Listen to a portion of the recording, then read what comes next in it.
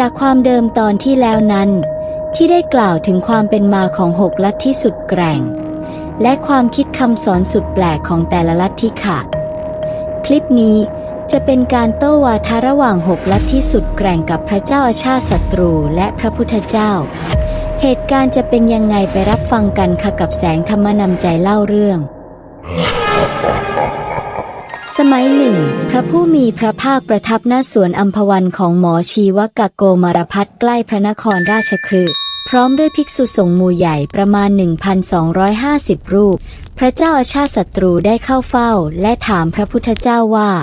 ศิลปศาสตร์เป็นอันมากเช่นพลช้างพลม้าช่างทำขนมช่างกระบกพนักงานเครื่องสงฆ์พวกพ่อครัวช่างทำดอกไม้ช่างย้อมช่างหูกคนเหล่านั้นย่อมอาศัยผลแห่งศิลปศาสตร์ที่เห็นประจักษ์เลี้ยงชีพในปัจจุบันด้วยผลแห่งศิลปศาสตร์นั้นเขาสามารถบำรุงตนมารดาบิดาบุตรภริยามิตรให้เป็นสุขอิ่มหนำสำราญให้ทานได้อารมณ์ดีมีสุขเป็นผลให้เกิดในสวรรค์พระพุทธเจ้าจะบัญญัติสามัญญผลของสมณะพราหมณ์ที่เห็นประจักษ์ในปัจจุบันเหมือนอย่างนั้นได้บ้างหรือไม่ก่อนหน้านี้พระเจ้าอาชาติศัตรูได้ถามคำถามนี้แก่เจ้าลัทธิคนอื่นๆทั้ง6 คนด้วยและได้คำตอบดังนี้ค่ะวาทะของศาสดาปุรณกัสสปะเมื่อบุคคลทำเองใช้ให้ผู้อื่นทำเบียดเบียนเองใช้ผู้อื่นให้เบียดเบียนทำเขาให้เศร้าโศกเองใช้ผู้อื่นทำเขาให้เศร้าโศกทำเขาให้ลำบากเองใช้ผู้อื่นทำเขาให้ลำบากดิ้นรนเองทำเขาให้ดิ้นรนฆ่าสัตว์ลักทรัพย์ตัดที่ต่อปล้นไม่ให้เหลือทำโจรกรรมในเรือนหลังเดียวซุ่มอยู่ที่ทางเปลี่ยวทำชู้ภริยาเขาพูดเท็จผู้ทำไม่ชื่อว่าทำบาปหากผู้ใดสังหารสัตว์ในปฐพีนี้ให้เป็นลานเป็นกองเนื้ออันเดียวกันบาปย่อมไม่มีแก่เขาไม่มีบาปมาถึงหากบุคคลให้เองใช้ให้ผู้อื่นให้บูชาเองใช้ให้ผู้อื่นบูชาบุญย่อมไม่มีแก่เขานั้นไม่มีบุญมาถึงเขาด้วยการให้ทานการทรมานกายการสำรวมศีลการกล่าวคำสัตย์บุญที่มีการทำเช่นนั้นเป็นเหตุย่อมไม่มีแก่เขาไม่มีบุญมาถึงเขาเลยเมื่อพระเจ้าอาชาติศัตรูถามถึงสามัญญผลที่เห็นประจักษ์ครูปุรณกัสสปะกลับตอบถึงสิ่งที่ทำแล้วไม่เป็นอันธรรมเปรียบเหมือนเขาถามอีกอย่างตอบอีกอย่างส่วนวาทะของศาสดามัคคลิโคสาละไม่มีเหตุไม่มีปัจจัยเพื่อความเศร้าหมองแห่งสัตว์ทั้งหลายสัตว์ทั้งหลายหาสาเหตุมิได้หาปัจจัยมิได้ย่อมเศร้าหมองไม่มีเหตุไม่มีปัจจัยเพื่อความบริสุทธิ์แห่งสัตว์ทั้งหลายสัตว์ทั้งหลายหาสาเหตุมิได้หาปัจจัยมิได้ย่อมบริสุทธิ์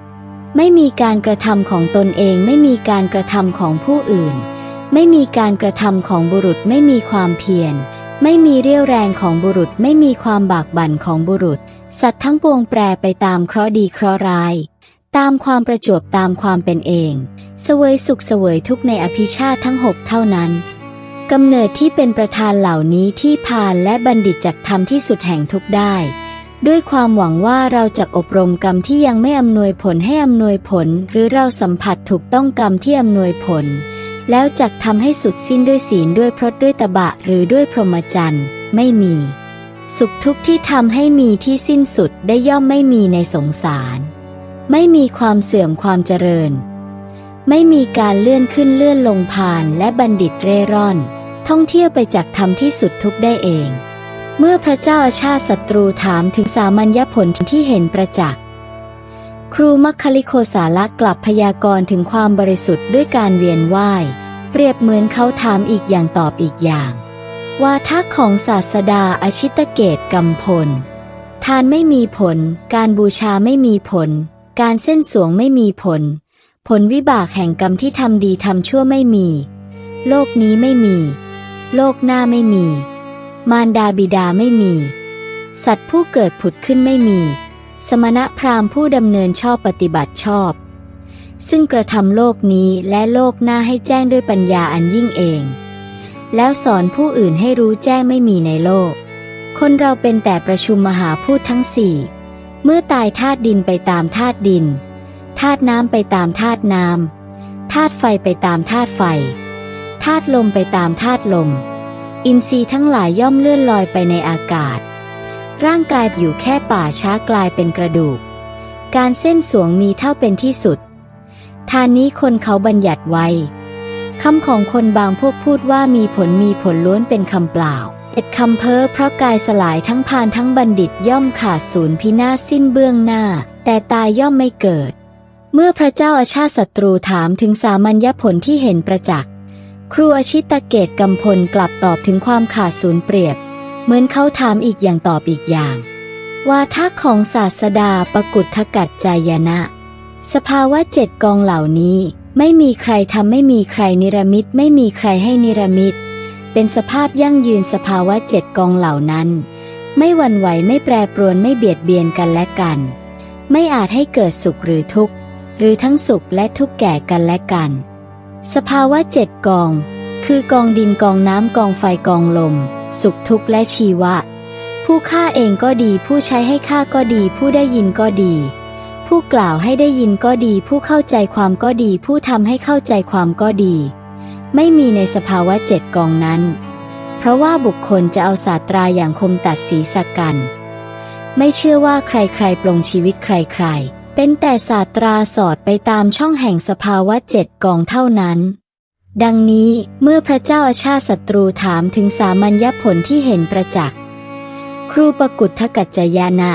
กลับเอาเรื่องอื่นมาพยากรณ์เปรียบเหมือนเขาถามอีกอย่างตอบอีกอย่างวาทะของศาสดานิคนนาตบุตรในโลกนี้เป็นผู้สังวรแล้วด้วยสังวรสี่ประการคือเป็นผู้ห้ามน้ำทั้งปวงหนึ่งเป็นผู้ประกอบด้วยน้ำทั้งปวงหนึ่งเป็นผู้กำจัดด้วยน้ำทั้งปวงหนึ่งเป็นผู้ประพรมด้วยน้ำทั้งปวงหนึ่งเพราะเหตุที่เป็นผู้สังวรแล้วด้วยสังวรสี่ประการอย่างนี้บัณฑิตจึงเรียกว่าเป็นผู้มีตนถึงที่สุดมีตนสำรวมแล้วมีตนตั้งมั่นแล้วเมื่อพระเจ้าอาชาติศัตรูถามถึงสามัญญผลที่เห็นประจักษ์วาทะของศาสดานิคนนาตบุตรตอบถึงสังวรสี่ประการเปรียบเหมือนเขาถามอีกอย่างตอบอีกอย่าง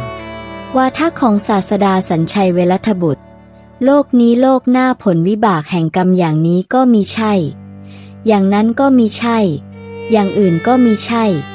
ไม่ใช่ก็มีใช่มิใช่ไม่ใช่ก็มีใช่มีก็มีใช่ไม่มีก็มีใช่เมื่อพระเจ้าอาชาติศัตรูถามถึงสามัญญผลที่เห็นประจักษ์ครูสัญชัยเวรัทบุตรกลับตอบสายไปเปรียบเหมือนเขาถามอีกอย่างตอบอีกอย่างครั้นถึงคราวพระพุทธเจ้าทรงตอบคำถามของพระเจ้าอาชาติศัตรูถึงสามัญญผลอันเห็นเป็นประจักษ์ด้วยการถามคำถามพระเจ้าอาชาติศัตรูว่า